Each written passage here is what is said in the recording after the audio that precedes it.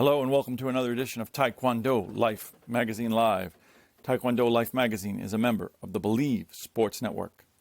Believe is the #1 sports and podcast network for professionals.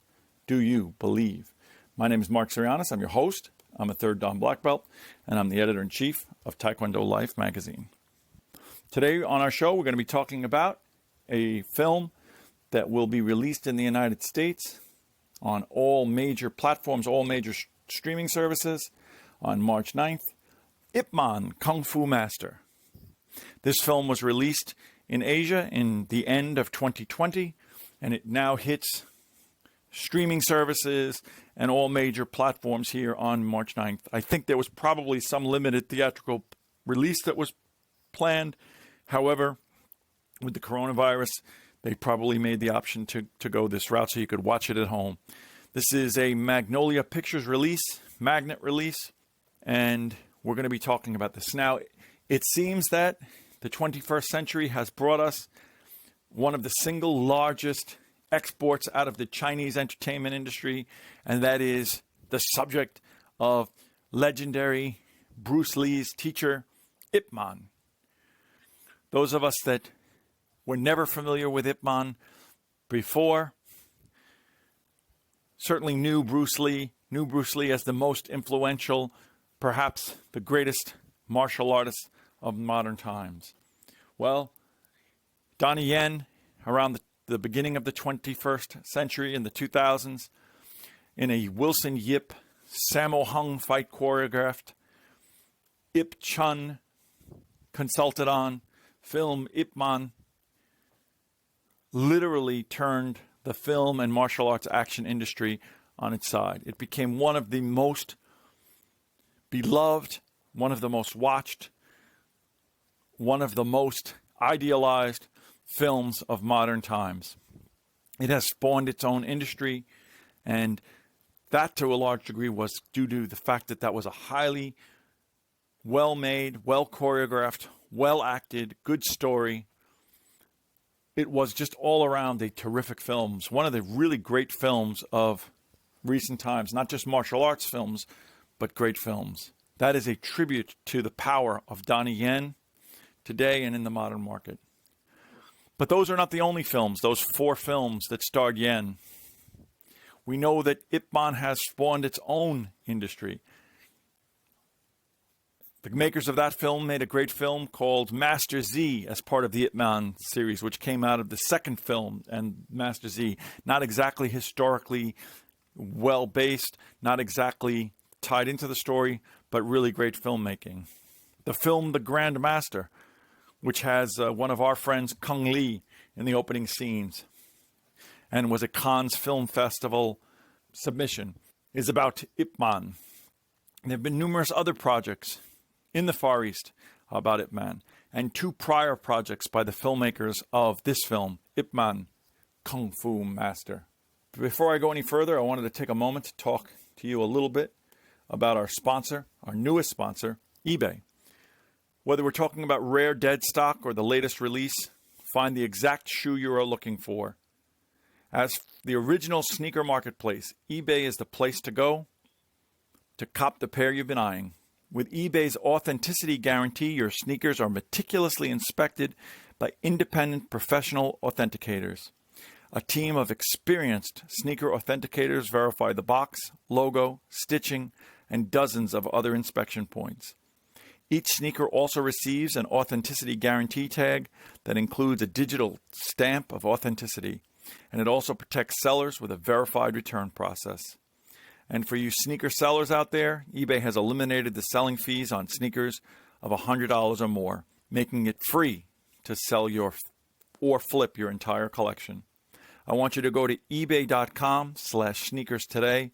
That's ebay.com/sneakers. eBay is the world's best destination for discovering great value and unique selection. So Ip Man Kung Fu Master, this is a prequel of sorts. It takes place before the first Donnie Yen film. However, let's understand that these films are not affiliated with those 4 films. They are independent films on the same subject, on the same character. They can do that because it's public domain. Donnie Yen doesn't own the right to Ip Man. He's a historical figure. He is a public figure. He's in the public domain. So these folks, unaffiliated with those other films, those other great films, have made this film. Now, part of the reason why people may feel this film somehow is related to that is obviously because of the title, but also because the leading action star, Dennis To, bears a remarkable resemblance to Donnie Yen. Not just in his looks and in the way that he's dressed in the film, but in the way that he moves and in the way that he fights.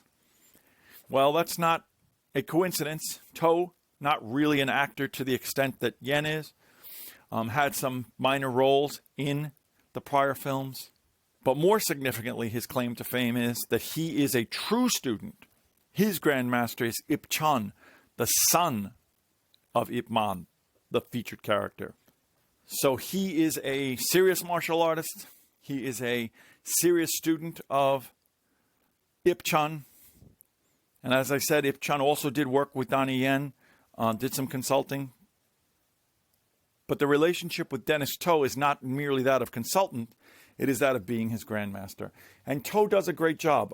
I mentioned that early on in the film, in our written review, which we released on March 3rd, that I had a little bit of difficulty in the sense that I was trying to figure out if Dennis To was doing a impression of Donnie Yen. But that quickly faded away because he's very good in the role. He's very natural in the role. He's very believable in the role. I no longer thought about Donnie Yen, but I thought about Ip Man in the role. The movie's a simple movie. It takes place in a time before Ip Man was the legendary Wing Chun Master, Grandmaster, when he was a police officer, which that may be among the only historically accurate aspects of the film, although some of the Chinese-Japanese tension is probably based in fact. We get a look at a young Ip Man, a younger Ip Man, a detective in a story somewhat fanciful, somewhat less based in reality than the other films. He's a police officer, a police captain who gets framed for murder of a mobster. He gets targeted for vengeance by his dangerous daughter, the mobster's daughter. He quits the police force. He seeks justice. And then there's this underlying current which harkens to the first film of the Japanese presence of the Japanese military in China. I said in my written review, and I stand behind it, if you're looking for more of Donnie Yen, if you're looking for the triumph that is the 4 Ip Man films of Wilson Yip and Donnie Yen, you may be disappointed. But if you're looking to spend more time with the character of Ip Man, if you're looking to spend more time with the Wing Chun masters of China, of the turn of the 20th century, if you're looking for a cinematically pleasing film that's action-packed, that has some really fun fight scenes, if you're looking for a film that has fight scenes from beginning until end and pays in its underlying essence, pays homage to Yen's film, then this is a fun film to watch.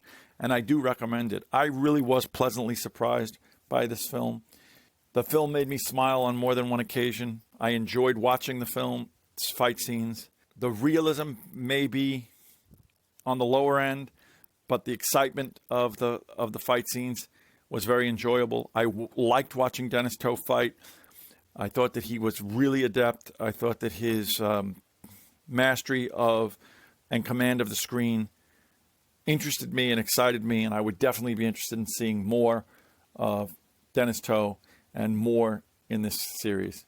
So, if you're interested in something next week to help fill your longing for Ip Man and the Ip Man characters, martial arts filmmaking and Wing Chun, I suggest Magnolia Pictures Ip Man Kung Fu Master. It'll be available on Blu-ray, DVD, any on-demand services, Apple TV, Prime Video, Google Play, Fandango Now, DirecTV, and more. It'll be available on March 9th. The film